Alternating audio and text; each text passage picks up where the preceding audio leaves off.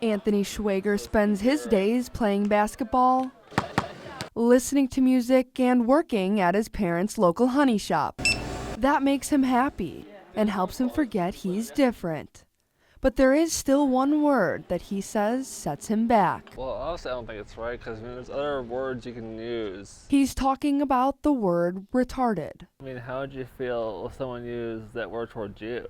It's not just the word that bothers him, but when his disability is used to make fun of others. Honestly, yeah, I mean, I think there's no other way to put it. That term didn't come about to be used in a negative light. It comes from Latin, meaning developmentally slow. Linguist Philip Duncan says it's common for the meaning of a word to change over time. Words are always up for being able to be changed, and that process can happen strikingly fast. He says that happens in every language. Society changes, and so do the definitions. Over the past years, it went from harmlessly describing someone with special needs to an adjective used to hurt others. The chorus originally uses the R word. They remixed it about a year later to say, "Let's get it started."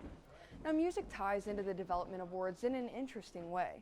Some artists use the N word in albums like this one, which then leads people to be singing along with their friends, forgetting how offensive this word really is. Where you from? This phrase came about in the 18th century. It was used to refer to African Americans in a negative way.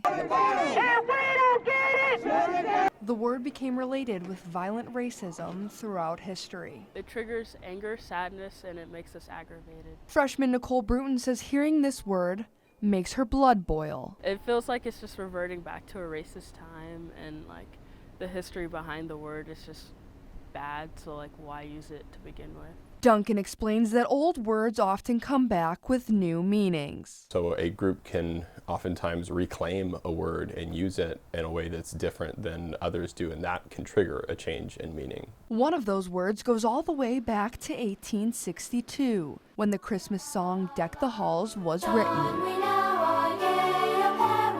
Gay originally meant to be joyful or happy. As the end of the 19th century rolled around, it changed to mean homosexual. Someone will say like, "Oh, that's so gay."